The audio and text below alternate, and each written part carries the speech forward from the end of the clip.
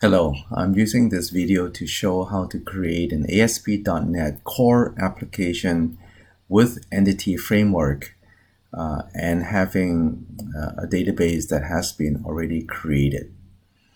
So I already have a database called PUPs created, and inside it I have a number of tables, and I'm going to show the content of the authors table in the ASP.NET application. I will include the script with this whole project that I'm going to build in the GitHub and provide a link later on. So file, new project, ASP.NET Core Web Application. Let me call this EF demo. And also have a set of code that I will also include in this upload later on, so you can follow along. I'm using .NET Core Framework 2.1. So first thing I want to do is to go and connect to my server. So View, SQL Server Object Explorer. I want to add a server. So I'm just going to use localhost. If you have IP address of another server, feel free to type it in, and your authentication, and I'm working with my PUPs database. Connect to it. All right, that's your local host over here. Let me drop down and show you the PUPs database over here. Right click on it to get the properties, because we need to get the connection string.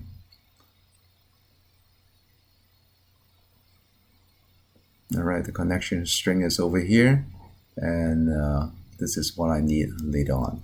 So what I want to do is that I want to get Visual Studio to create a set of class files that will map to the tables in my database. All right, so this is what I'll do. Go to Tools, NuGet Package Manager, Package Manager Console, and the code that I'm going to use to create this scaffolding is scaffold DB context, and replacing this connection string with the string that I just told you earlier.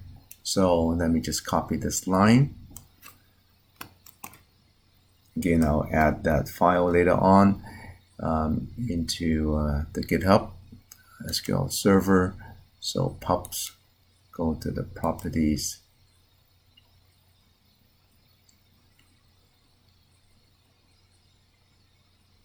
to get the connection string, and just copy and paste it into this location.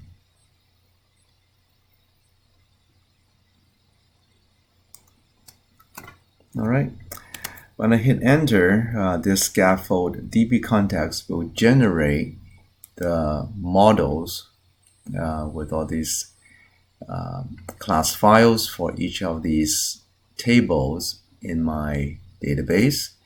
And specifically, it'll create this PUPs context, which allows me to store or get connection to my database. All right, so that's PUPs context.cs.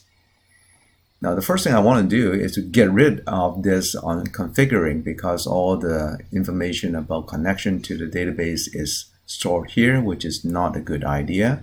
It's not secure, so just delete it. Don't need that anymore.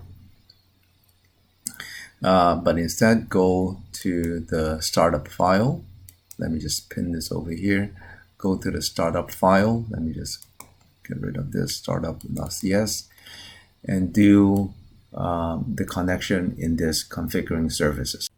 Okay, so I'm just going to copy these two lines over, which is setting up the connection variable to include the connection string that I talked about earlier, and then injecting this connection string within this DB context.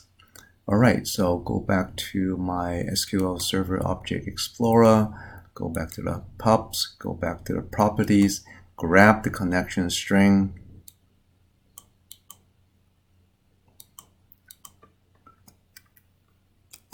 and then just replace this section over here, just like what we did earlier. And then this is the pubs context that I'm using. All right, so a couple more things that I need to set up at the top here, which is using Microsoft.ASP.NetCore.MVC because I'm going to build the MVC application. I'm going also be using Microsoft Entity Framework Core. All right. So a couple more things I want to inject or make sure that I'm using the framework 2.1. So copy this line over to my configuring services. And the other thing is that I'm not displaying just hello world. I want to use a controller. So I'm going to route this to the home controller. So I'm going to replace this app.run with setting up a route using MVC to set up a route. All right. Okay, so pretty much everything is set up except there's still a squiggly line here to show that it's not recognizing the pubs context. So I just need to add using my application dot models. All right, so now that squiggly line is gone. So now pretty much everything is set up, so I can start creating a controller. But before that, I'm going to add a folder, which is controllers, and now right click, add controller with views and entity framework. So add that. So specify that I want to show the authors.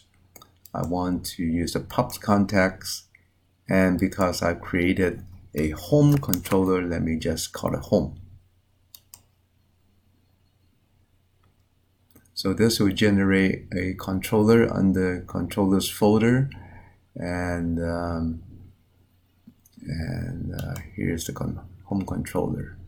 Let me run this, and the startup file will connect to the database. The database will populate into my models, and then it's going to be displayed in this view.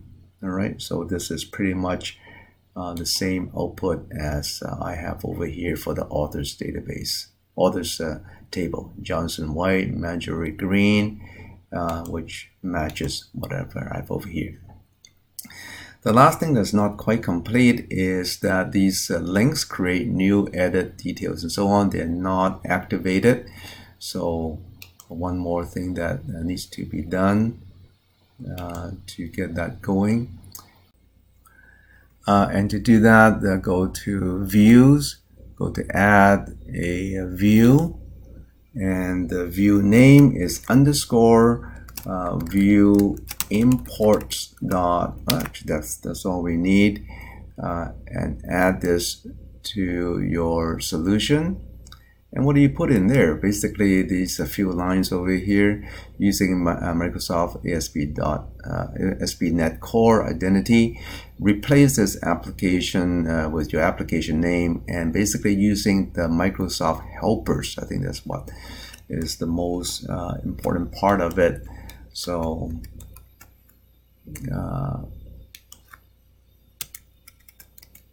let me get rid of this